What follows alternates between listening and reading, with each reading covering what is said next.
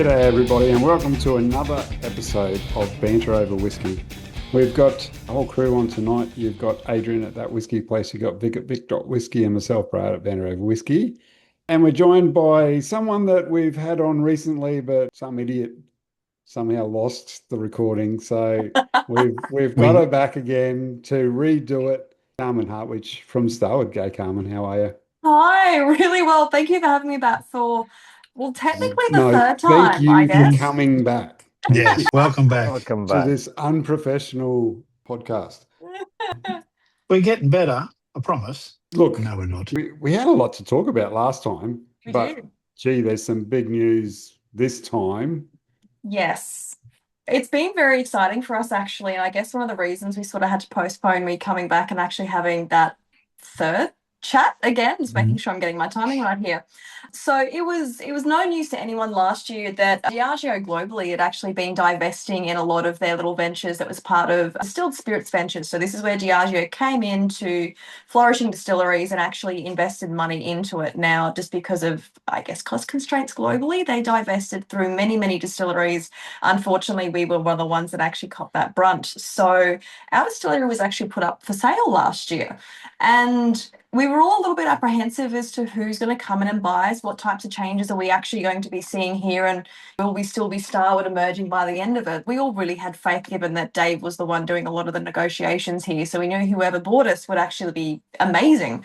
Lo and behold, it turns out that Dave was actually the one that bought us, which is incredible because it means that Absolutely. he is now the sole owner of Starward. So the founder has now stepped back into that position of managing director. So we are once again 100% Australian made, owned, produced, everything. So for us, we see this as being best case scenario. It is handing Dave back Absolutely. the keys to the castle, and it's wonderful because it means that we all have the ability, and we're all so well connected that we can actually take a step back, re-envision for what we know what Dave wants Starward to be, and to really start to follow that trajectory again. So the next few years for us, even from the plans that we're having a chat about now, are going to be amazing. We're so excited to see where the distillery goes. Oh, gee, you're excited. Bloody hell.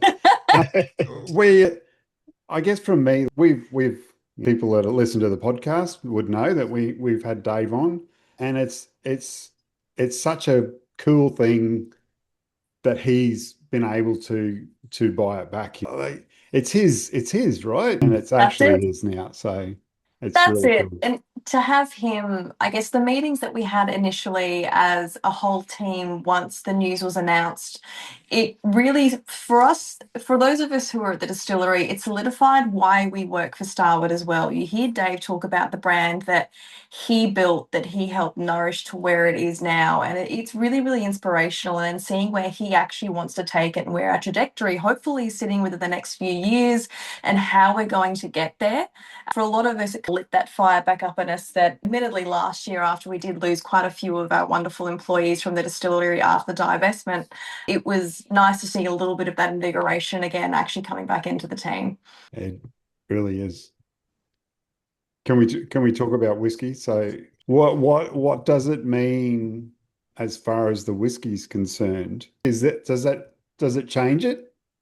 No. So I guess one of the big misconceptions that a lot of people may have had for when Diageo did actually invest into our distillery is that they were having a big hand in everything that was going on. And I think it's really important to actually understand that the distillery actually maintained autonomy. We sort of only, when you have that type of investment, you sort of really have meetings with your shareholders just to feedback about what's going on and everything. But it's important to understand that our distillers, everyone that was at in our team, they were still having the biggest say and the last say as to what was actually coming out. But I guess for us now, given that Dave is fully back in control, a lot of the red tape that we may have had to pass beforehand is gone, because it's kind of calling him up and go, hey, can we do this? And it's pretty much a very instant yes or no of can we or can we not do it. But it also means that a lot of the releases that will be coming out from us now as well, they will be very quintessentially Starward. So really leaning back into that ethos of what Dave envisions Australian whiskey to be. So delving into the whole wet fill red wine cask barrel, the aging style that we are really, really known for. And he really wants to step back to our roots with a lot of our releases and make sure that what we are releasing is something quintessentially Australian. That's exciting. Very exciting. It really is. And I say this given the amount of time that I've spent just wandering through those Bond stores and just seeing so much weird shit that we've got sitting in that way. Unique shit. But that's the thing, like, unique is a word for some of the barrels that are actually sitting there, because we've gone in there before and there's these very cheeky little Amaro cask that's actually sitting in there. Will it ever serve a purpose? Will it ever be bottled and released? Look, probably not. But it's just those fun things when we take groups of bartenders in there. You guys want to try some weird shit? And they're all like, let's drink the weird stuff. And here we go, and we're feeding out of this weird Amaro cask that kind of tastes like this weird cross between chartreuse and celery. But it's just fabulous. And so I don't know, weirdest tasting note you'll get. But you look through everything else that's there as well, like the new bourbon cask release that's coming out, all of these wonderful little things that will be released sort of over the next couple of years as well. There's some cool shit in there. So I've got to stop swearing, but I can't. No, you don't. Well, no, don't do that, because then Vic will think he'll have to start up. What's the does that mean though? So with Dave back at the helm, I know he never left it, but Dave back at the helm, is the weird shit going to keep happening? I don't think it would ever stop. I think you hit a point, especially when you're in such a small, close-knit team as well, and especially when what is our moneymaker is twofold, and twofold is deceptively difficult to actually blend, as I have personally discovered since going to the distillery and blending it itself. But at the same time, the distillers have this wonderful opportunity to try weird things, to distill with different grains, then put them into the warehouse and see what that really unique Melbourne aging climate actually does to them. And it's the same thing with being able to source different barrels as well. We can find weird barrels. If we see that we're viable, we're probably going to put something in it and just see what happens to it. So the weird stuff is there to keep us interested and intrigued. At the end of the day, 20,000 barrels that sit in one of our bonded warehouses, they will go to our core range, the twofold, the Nova, the 100 proof. But there's always going to be weird stuff. That's cool. That's good. It's what's your go-to on a Adrian, on a Saturday afternoon after you've mowed the lawn? What is it? Oh, mate, I haven't mowed a lawn in so long, but it's well, I know that. But how good's that? Twofold, but it was with ginger and lemon kombucha and a slice of lime with some ice and in a tall glass. Amazing. It was perfect. But that's consistent, right? And Nova and et cetera, et cetera. It's just a consistent, easy drinking whiskey. But then on top of that, you've got not the exciting stuff. I wanted to say weird shit, but it's not the weird shit. It's the exciting stuff. Well, it's a funny thing. I don't know. The twofold given for us, when it was created, Dave's ethos behind it was that he wanted to create a whiskey that was quintessentially Australian, sourced close to home, but then price approachable, under $100, which, as I'm sure a lot of us are very familiar with, over the course of the last 10 years within Australian whiskey, has been a little bit of an anomaly. But big thing to understand with twofold is that we still blend everything by hand. All of our sensory analysis is actually done by hand. And this is a 2-grain whiskey that has a multitude of different barrels that go into it. And all of these barrels are housed at different parts in the warehouse. So our sensory team and our distiller team actually have to go in, source these barrels and actually put them against a control, figure out as to whether or not they were going to be suitable or viable to actually go into what is the blend for twofold. So we're talking about it's absolutely, and so for something that is so, I guess I would definitely describe it as being easy drinking, approachable, but it's really, really bloody difficult to make. Well, it's easy drinking and it's consistent, so really difficult. And especially, let's throw into the fact here that we're actually dealing with wet fill red wine casks. I'm sure for those who have listened to Dave's podcast as well, like that is one of the big it's what he built Starward around, that wet fill red wine cask sourcing so locally to us because, well, we're surrounded by wineries. It makes sense, right? And our head distiller, Carly, she actually used to work for De Bortley down the Yarra Valley. So there's a wonderful relationship there too. I know we source a lot from over Yalumba, over in the Barossa Valley. We get them from everywhere. But you're also looking at different vintages. You're looking at volatility here as well. Is there any addition of sulfur that sits in there? If you've ever smelled a sulfur cask, it's sulfur. So it makes it all the more impressive when you look at whiskies like this that offer such beautiful simplicity, but the complexity that actually goes into making them really makes you appreciate it a lot more. We know sulfur I need casks. I need to get another bottle.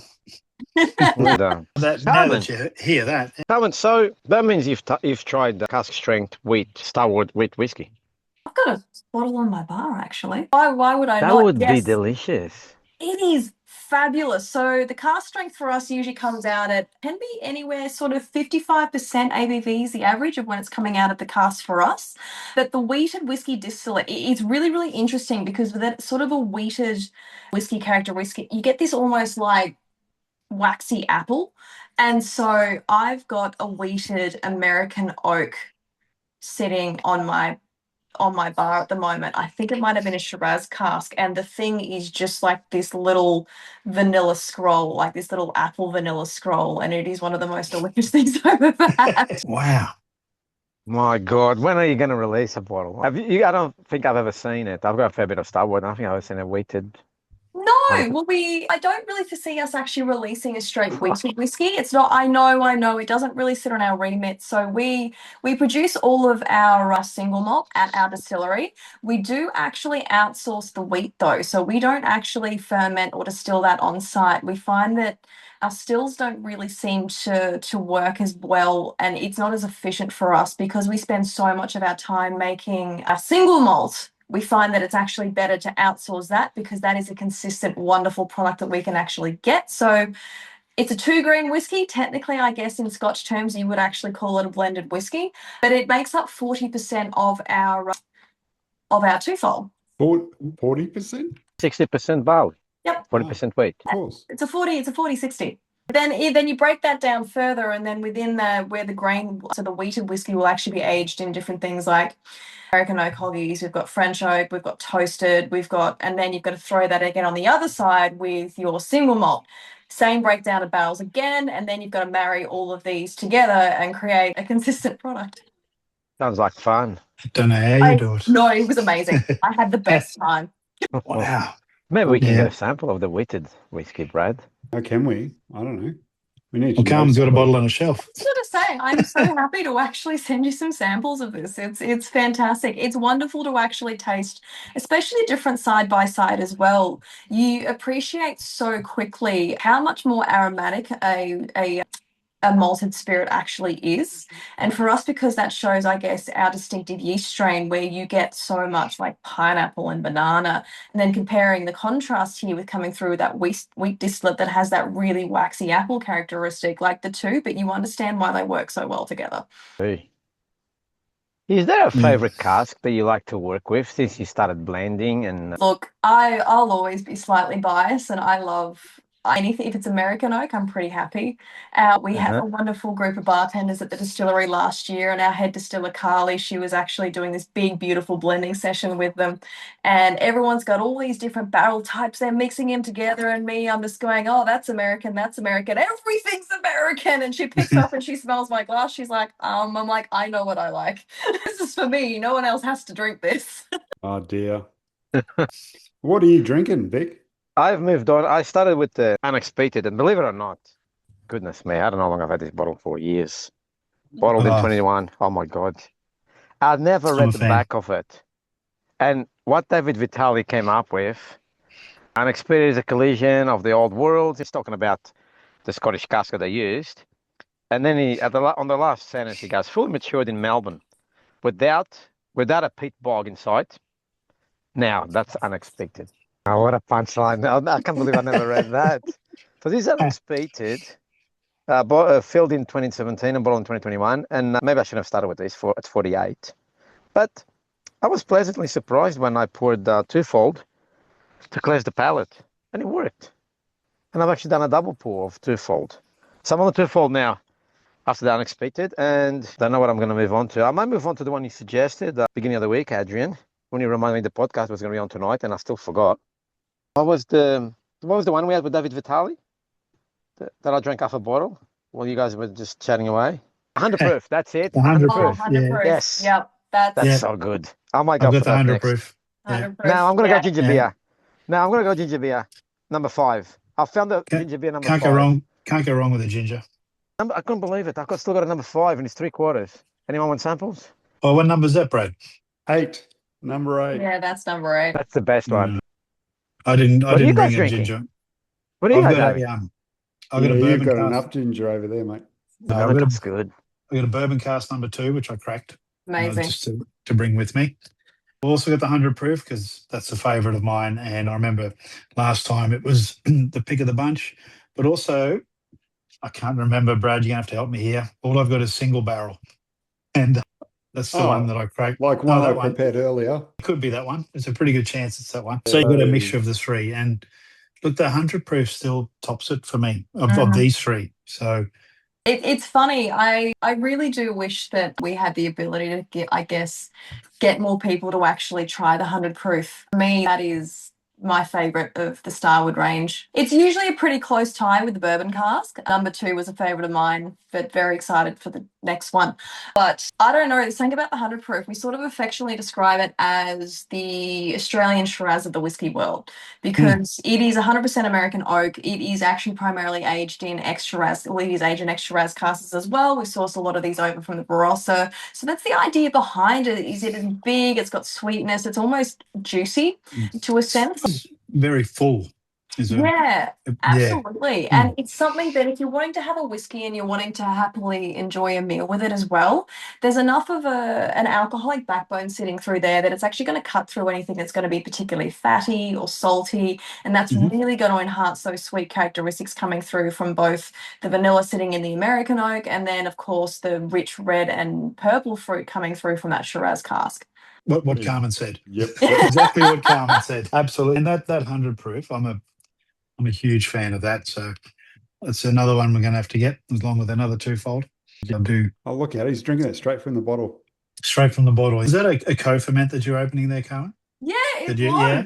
I say, you want to talk about weird stuff. This is possibly one of the weirdest things that we've ever actually released. So this was Carly's first, I guess, start to finish, I can't even call it a whiskey, start to finish product that she did with us at Starward. And because she used to work at the Bortley, she actually went down to the Yarra, and what she sourced from them was a whole heap of cabs. Why are you pointing at Adrian, Brad?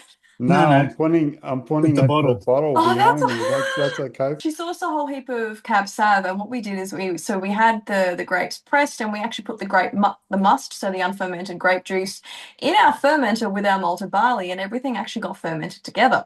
And so what we basically created was this entirely new style that I sort of affectionately dubbed a brisky.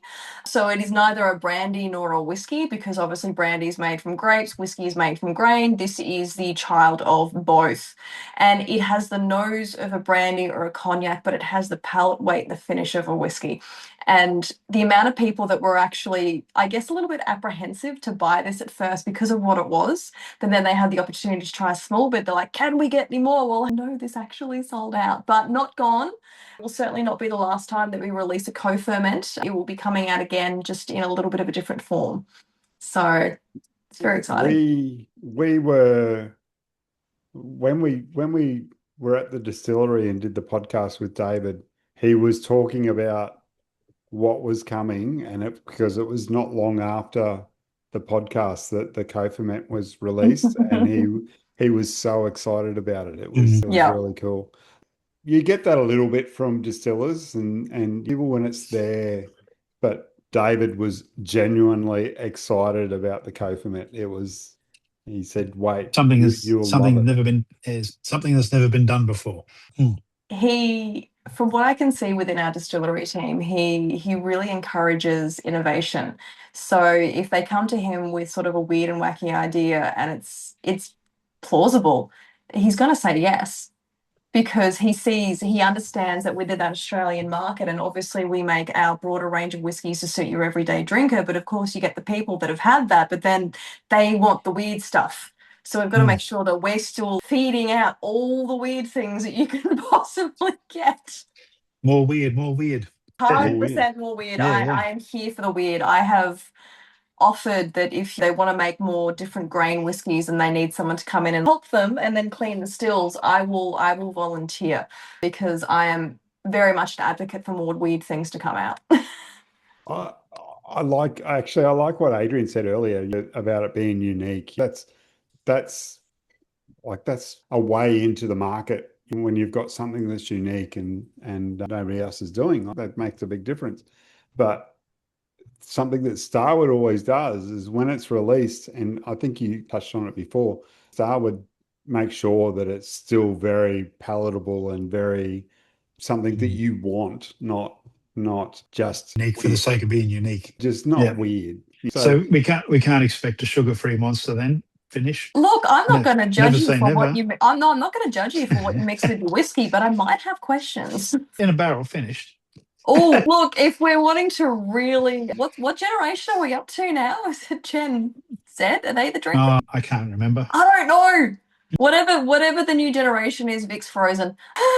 Whatever the new gen is, we've got for the white box to finish. Oh He's my confused. I'm just thinking, which fucking road have we taken, and where are we going to end up? fun of the journey. I just want to say that it's flabbergasting. It's a fresh of breath there, and it's shocking, and it's everything. Someone to ferment grape juice and freaking barley, basically halfway through beer.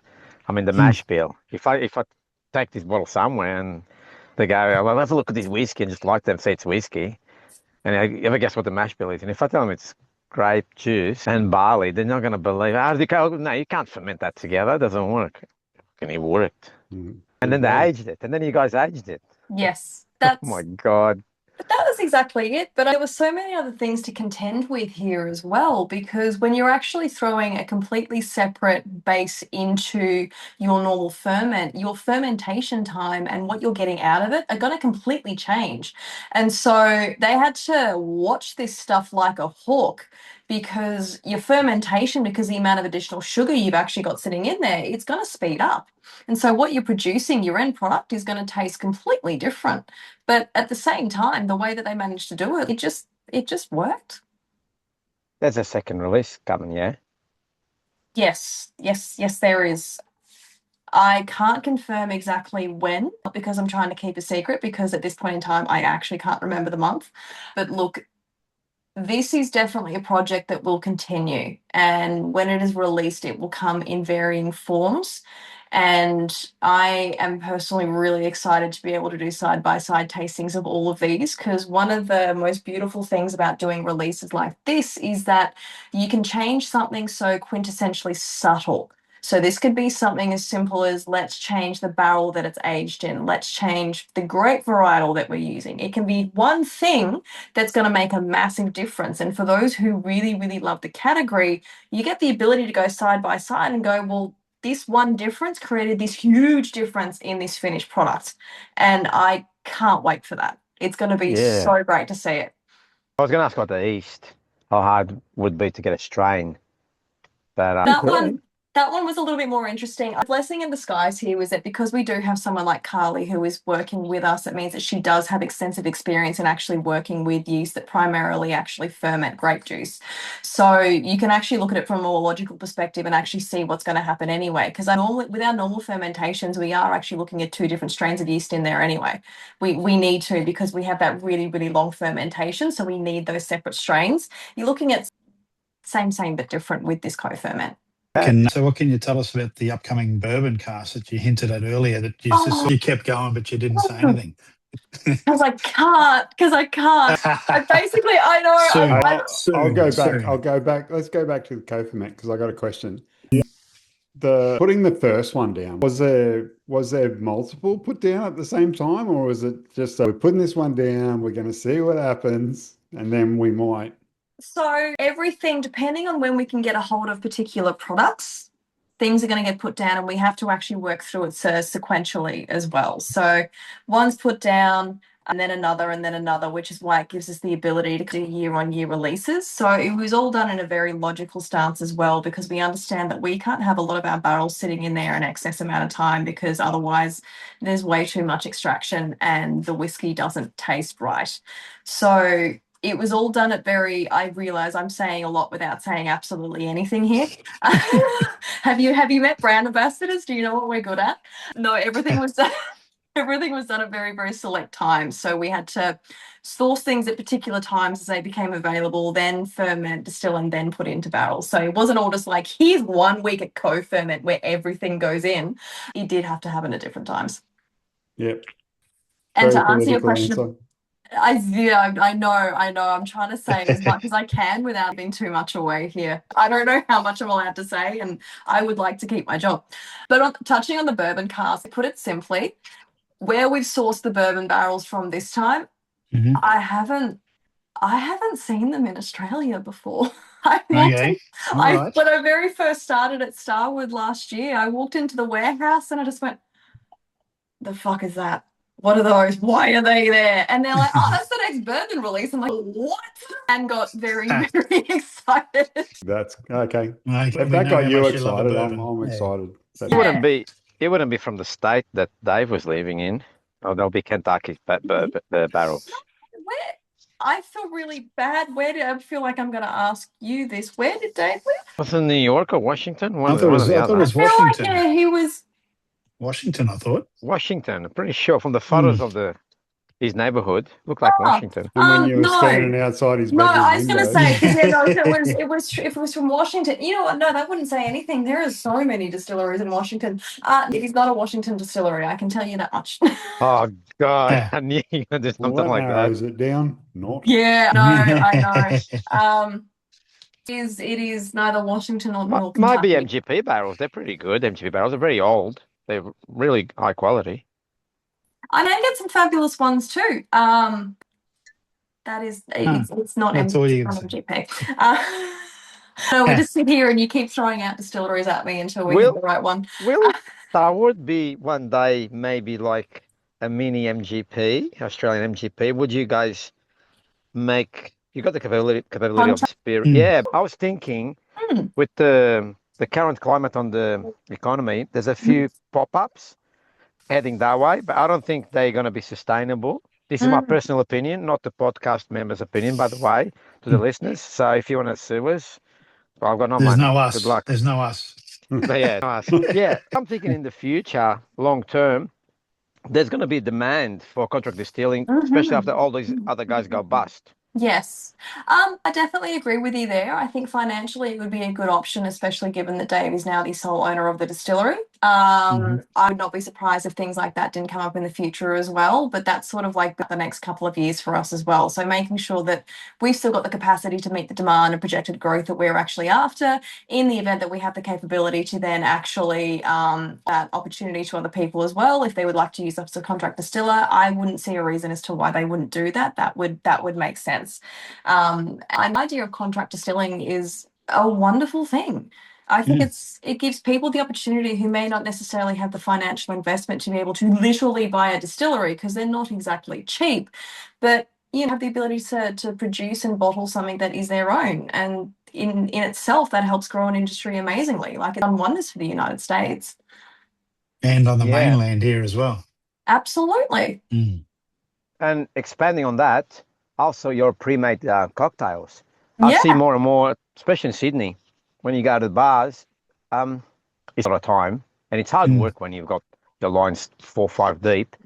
I see pre-bottled old fashions and yes. you know what? So yeah, you guys are onto something there. 100%. We are in the process, so I feel like by the time that this actually goes to air, everything would have been launched anyway. So I feel like I'm actually pretty safe to say this.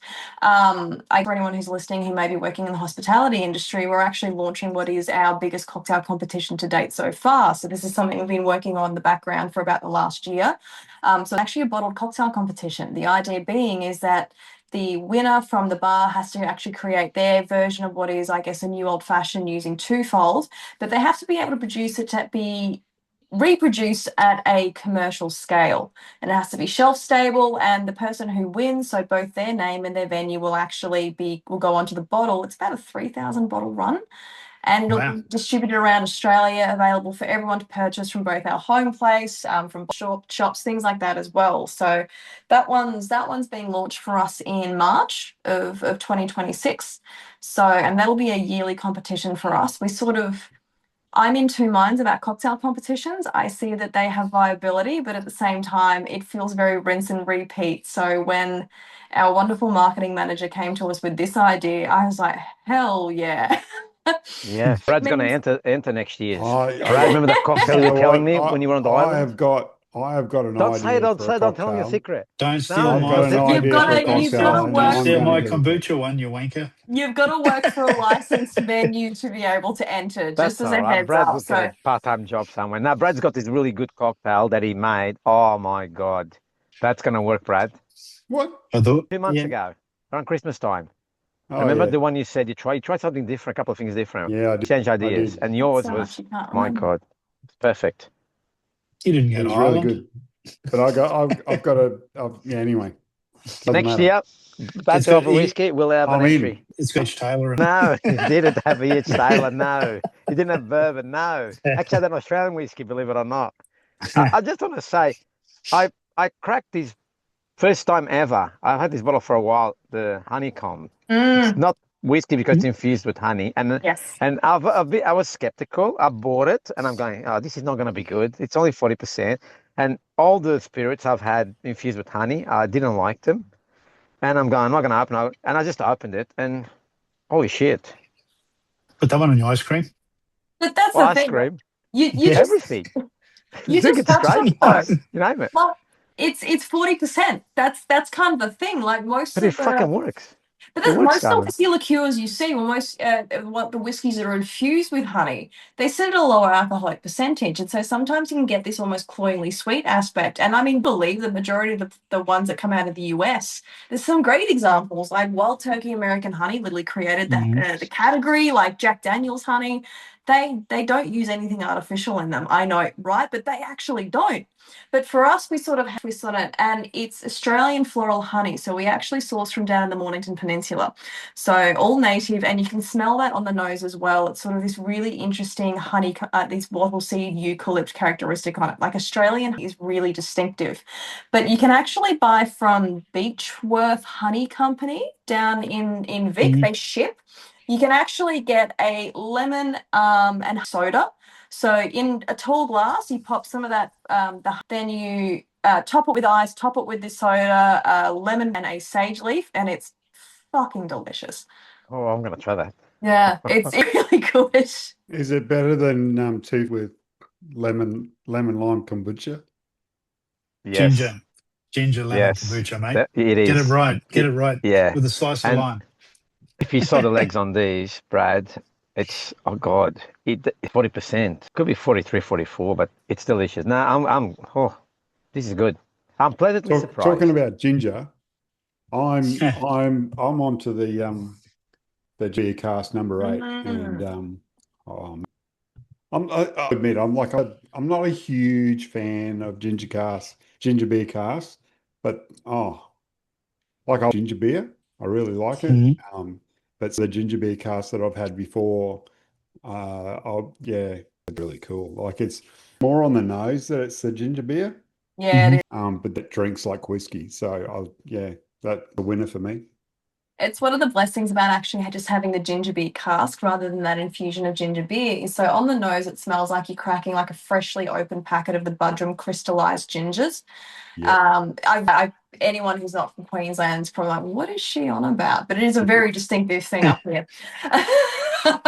But on the palate, it's not reflective of that sweetness though. Like there's a little bit, I guess, a bit more heat intensity coming through there, and the ABV is much higher as well. This one sits at 48.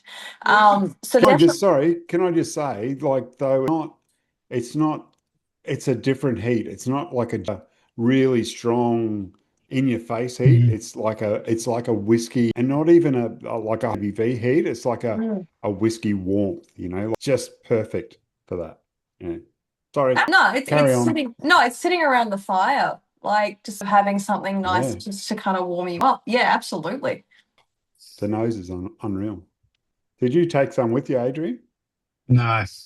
No. Sorry, dude. No, well, I'll just have some more of your 100 proof instead. I think that's the best ginger beer to date. Yeah, they're improved every year, and ever since we went back to actually brewing our own ginger beer at the distillery, we have noticed a bit of a difference actually coming through with the finished product. We did source for a little bit there, but of course, value feedback as it comes back to us all the time. And so we did actually make the decision to start brewing again at the distillery, and that was a really good decision for us because it's our Dave originally he's got a bit of a home brewer buff, and I think originally he actually wanted to open up a craft brewery down in Tassie, and realised the logistics of trying to get craft beer over to the mainland, and thought, well, I'm going to haul over to Melbourne and open a distillery. So he still kind of finds the ability to play a little bit with what we're actually doing. So yeah, it's very cool. It's very unique as well. I guess that's the thing I love about Australian whiskey is how many ways can you make something really, really weird? And look, we do it really, really well. And I mean, not at Starward, but so many other distilleries around Australia are kind of boundaries. You guys Absolutely. are consistent. Yeah. That's for sure. Very consistent. Consistently Australian. We think so too. Yeah. Well, you consistently release the Whiskey Club releases, and they're really good. Like the release was really good. I think that was the best release you had at the Whiskey Club, to be honest. I don't know, maybe because of the sherry cask. But how's the relationship with the Whiskey Club? Will you guys keep going as you guys have a few releases a year? We've What can we expect? we've always had a wonderful relationship with them. I know that they're having chats about where the opportunity sits as to what we can actually do down the track as well. I know Dave has a very definite direction as to where he would like to see those releases taken. So look, it's just as long as he and as Sean can actually have that discussion. Good. No, it's great to see. Great to see you guys. And come to that agreement. So no, it is a wonderful relationship that we've actually got with them, and I do agree with you. The PX cast is just something spectacular. Yeah, it's one of the best PXs and I'm biased, but yeah, it's best. Look, I'll go out on a limb here, and I'll say it's probably the best PX Australian whiskey aged in a PX cask. Was it aged or finished? Pretty sure it was fully matured. Aged in red wine. No, it was finished. Yeah, just to finish. Maybe that's why it's so good. Okay. There you go. There you go. Like running out of time. I know you've got limited time, Carmen. Can we talk about you? So of course. What's going on in your land? Like, I must admit, I already know because we've spoken, on the previous podcast that somebody lost. But so how are you going? You're doing your masters in whiskey. So, yeah, for everybody with a really, really good memory. So last time I came on, I believe I was just about to head over to Scotland and actually sit my Master of Bourbon. Managed to finish that one. That was unbelievable. Like just the experience of being in Scotland in itself was outstanding, but the themselves were terrifying. I've never had questions about whiskey like that thrown to me, and admittedly I've had some weird stuff asked for me in many whiskey shows, but these are people who are the best minds in the world trying to trip you up, and they did, because the way that they're asking me these questions, I'm like, wait, do you mean this? Have I lost this? There is actually a full documentary on it if anyone is curious and wants to actually have a look. It's on YouTube. If you just type in Council of Whiskey Masters, you'll find it. But this year, in October, I'm going back to Scotland and I'm sitting my Master of Whiskey. So this is my level 4. This is where I don't just focus on bourbon anymore. This is actually whiskey globally. So this is every major whiskey producing region in the world. Same thing I did with bourbon, but just at a global scale. Exciting here, actually, because for the first time, Australian is actually accessible. So that means that in my blind tastings that I have, so rather than just having 8 American whiskies blind like I did last time, I'll have 2 sets of 8 from all these major producing regions in the world, and Australia is actually accessible now too, which is wonderful. That I've got on there is actually Starward, which like is a bit of an unfair advantage for me, or really embarrassing actually. Yeah, oh no, but really, really exciting. So there's 6 candidates for the Master of Whiskey this year globally.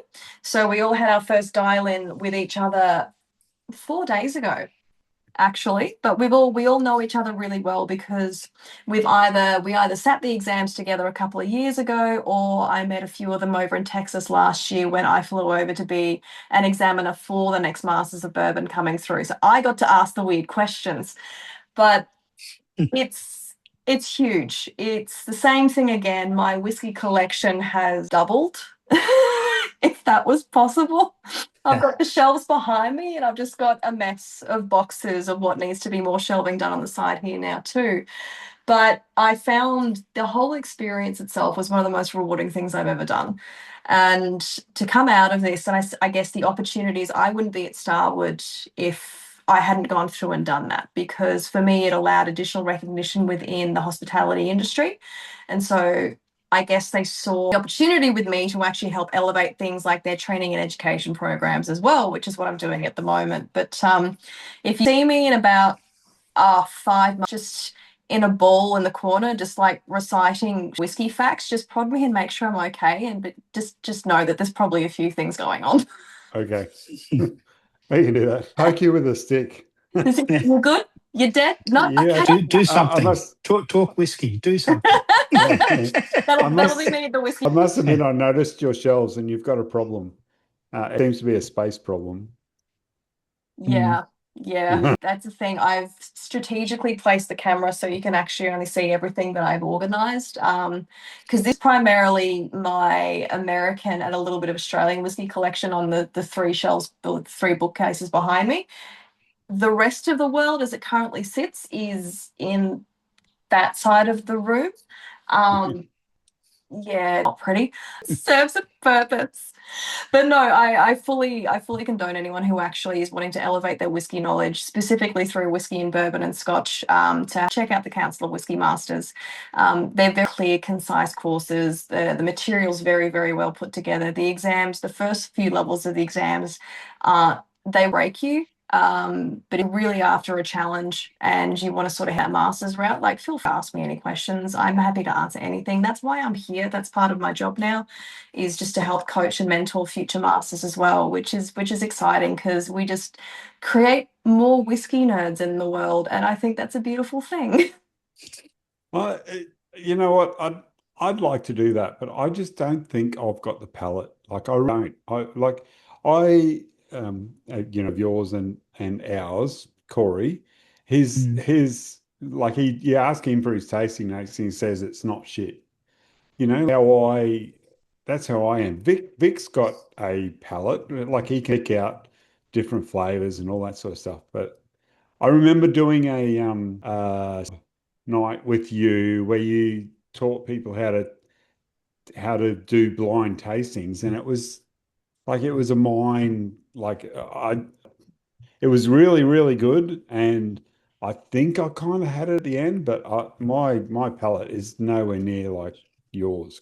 It's training. It's purely it's time and training, and admittedly drinking a lot of whiskey. And it's shit, almost I don't know if I can do that. oh Two no, out of three. 2 out of 3 ain't bad. Drink a lot of whiskey. so much. But no, a big part of it as well is just if you've got that structure behind you, and that's why when you do these types of things, you're assigned mentors, people who can go through and actually help break everything down for you. I found value in doing other sensory courses prior. I have a big background in wine as well, so I'd been taught how to kind of do all that. Admittedly, the process is a little bit different with spirits, but at the same time, it's just practice. Like, so no one, like, there are a few people in the world who are born with an amazing sense of smell and can pick things out instantly. Most of us aren't, and most of us have to spend the time to practice and become good at literally mastering a craft. Like, that's the idea behind it. You practice, you learn. It's what I'm doing at the moment, and you get there. It's just time. Okay. Sounds podcast number 4, I reckon. It kind of does. Get some When blinds did happening. you say you're going to Scotland this time?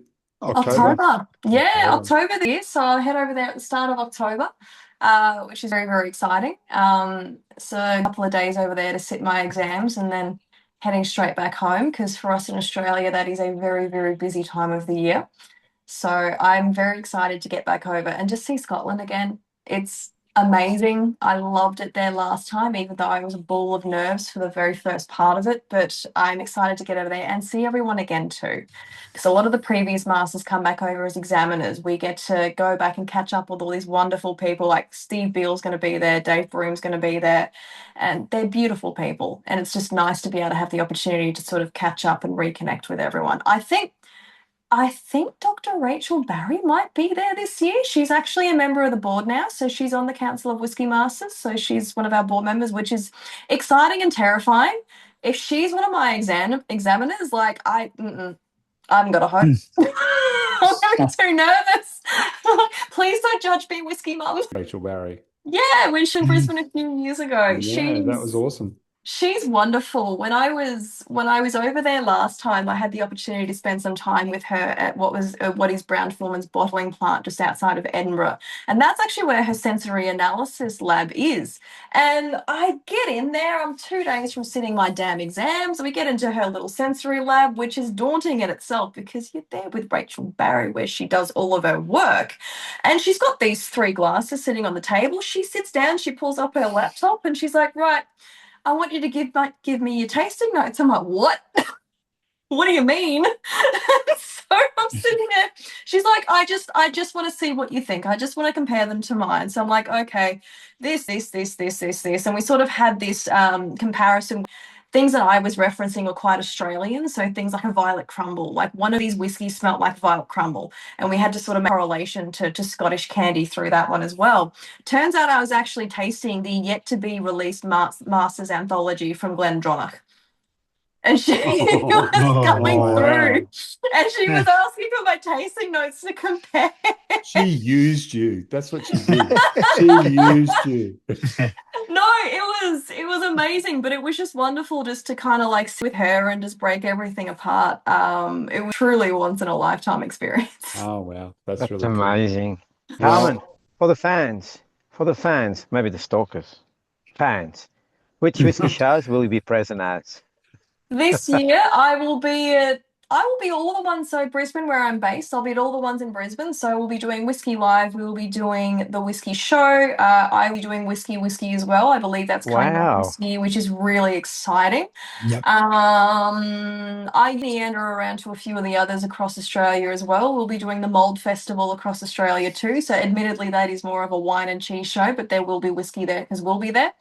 And we'll be doing Whiskey Live Sydney, Melbourne, and the Whiskey, Beer and Barbecue Festival. That's a new one from the guys at the Whiskey List in both Sydney and Melbourne as well. Along Whiskey Abbey, because we would not miss that for the world. So you will be present at all of those? I'll be present at every single thing sitting in Brisbane. I will be at Whiskey Abbey. The are to be confirmed. Just depends on where else I'm required to be at the time. There you go. Pretty big calendar. Always. Vic's just filling his calendar out now. Yeah.